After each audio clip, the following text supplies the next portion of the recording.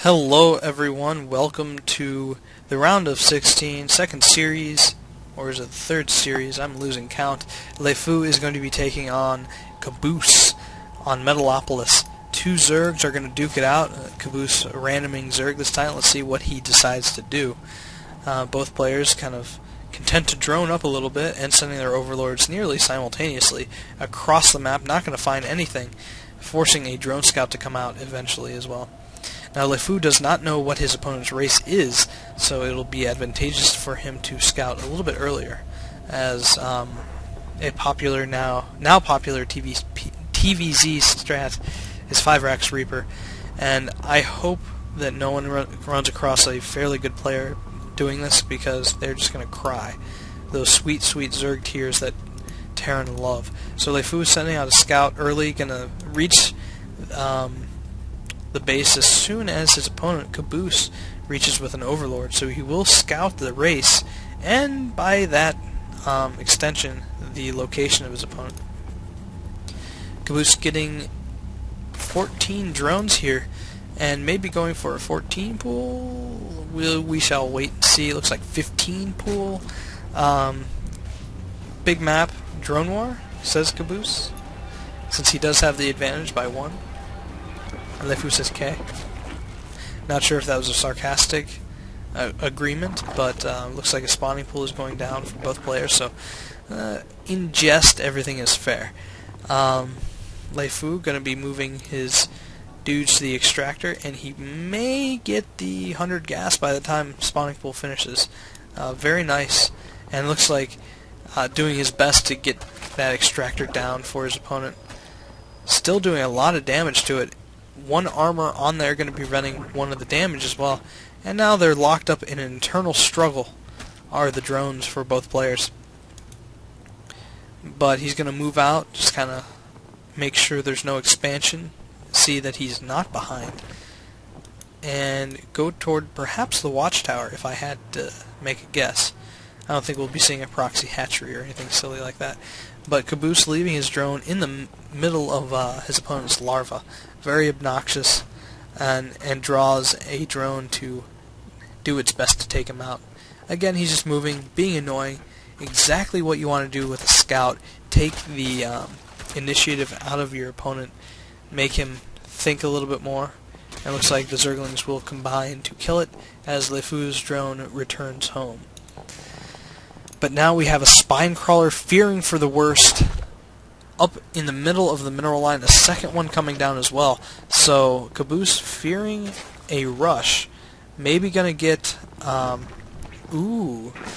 baneling nest. Very, very typical. We haven't seen this since the preliminary games, and luckily for everyone watching, we're not on Blistering Sands, because that would have been just great. A roach warren, though, for Lefeu will negate banelings that don't get in the mineral line from Caboose. So we'll see how this game plays out. It's already not a typical ZvZ, as both players do not have baneling nests. Thank goodness for that. Caboose, though, protecting himself with 2 spine crawlers. And fairly good placement here. Not a lot of room to run around and skirt them and do a little bit of damage, maybe on the drones on the extractor, but that's about it. 5 roaches are going to beat out 10 Zerglings and 4 banelings, I believe, depending on the support from the Queen and where they engage. But since Caboose does not have speed quite yet and is getting his lair, as is Lefeu, of course, it'll be interesting to see. We do have a blocked ramp from Lefeu, so he does know the tenets of ZvZ. The only thing better he could do is move these Zerglings to the back, or bring him to the watchtowers, but it looks like he already took care of that. So all that's left is to scout this slowing aggression, finally starting the research on speed. And let's take a look at the worker count. We do see that Lefeu is slightly ahead in both both workers and tech, as he will get his layer first, I believe. Actually, no. Caboose a little bit quicker on the draw, now a spine crawler coming down for Lefeu. And Lefeu doing, as I've said in previous ZvZ games, of which we have many, of course, on everyone's favorite map, Blistering Sands, lefeu is spreading creep. Now, this is a double-edged sword in a ZvZ match. It makes roaches faster, but it makes all other Zerg units faster as well, so you got to be careful about the situations with which you use it. Caboose sending out a scout, making sure that there's no expansion. Might even catch this creep tomb respawning. Indeed, he does not. But keeping tabs on your opponent is very smart. Speedling's running out, going to take this Zergling down without giving away much of what lefeu holds dear. And an expansion for Caboose coming down before his opponent, but a Hydra Den as well. Interesting. The Hydra Den is already done for lefeu, so we'll be seeing some Roach Hydra perhaps, or just straight up Hydra, although that is very weak to Banelings if used properly. Roaches are going to be moving out seemingly at the same time. A small contingent of lefeu's Zerglings fall to the Speedlings of Caboose, so these spine crawlers still in good position to prevent any sort of run-by, but with roaches on the field, that's very unlikely that that'll happen. Both watchtowers are deserted from Caboose, and now lefeu lays claim. Well, what? Caboose canceling his expansion?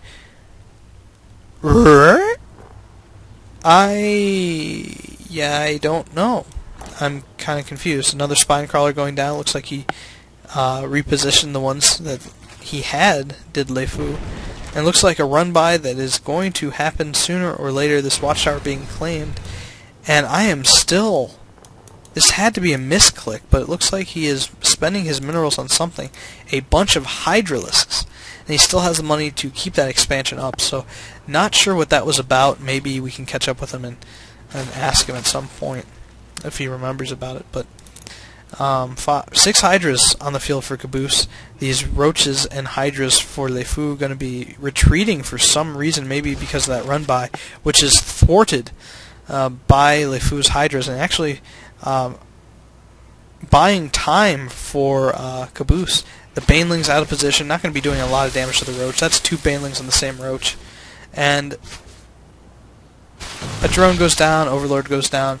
Not supply blocking Caboose quite yet, but very nearly.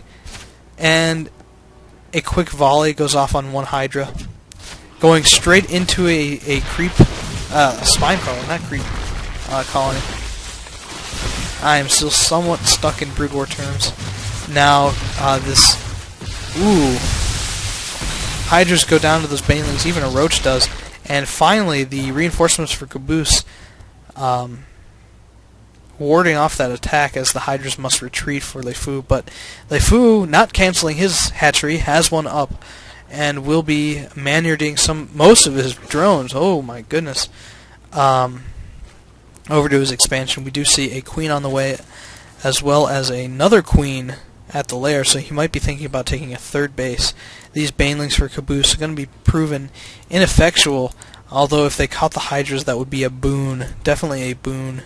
Now they kind of run on the creep and join their buddies at a creep tumor just to catch up and exchange tales of misery, as they have a fairly lifeless existence to serve the hive.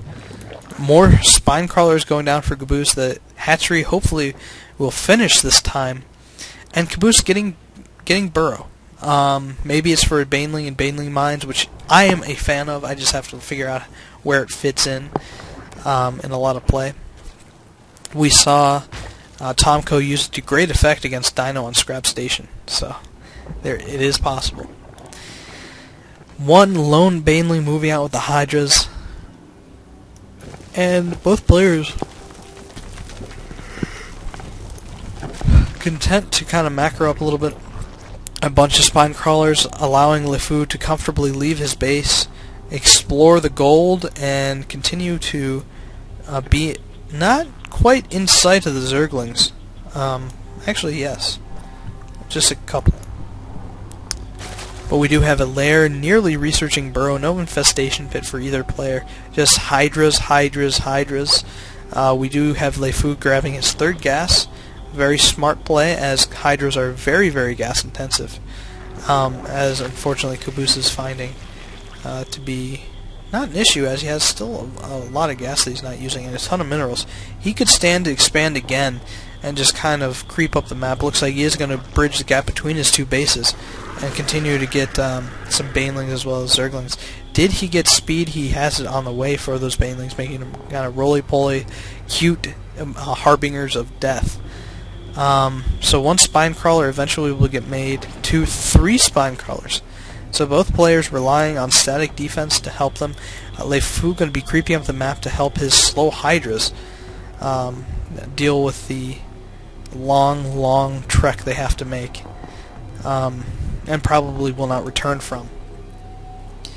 But that's neither here nor there. Caboose morphing in a bunch of Overlords, and lefeu doing the smart thing, being a good Zerg player, getting OV speed as well as missile attacks, giving him the edge over Caboose in terms of upgrades. The Evo Chamber is also nicely placed, making his opponent's Zerglings run all the way around. And that missile attack will not finish in time for this attack, but will be nice. Both sets of Hydras do have range, so that is good. We do have one Hydra making his way back to the base. We see a group of 27, including the Overseer, which has nearly full energy, so that's interesting. Not a lot you can do, especially against Zerg. I'm not sure if contaminating it will prove effective to stop larva production or not. That would be a scary thought, and transform ZvZ a little bit, as if that works with Queen Spit as well, that could change the dynamic very easily. You'd see players getting 4 or 5 Overseers, just a dart in, contaminate, leading to mutas being less effective because of spores. And I'm just theorycrafting here, as not a lot is going on, just both players continuing to build additional units. Looks like we do have a lair morphing into a hive. And now this is a little bit more useful, nearly 3 base, as he is putting his other base up. lefeu grabbing his a little bit earlier, and both players just sitting back, going to tier 3. We do have an Infestor coming out for Caboose.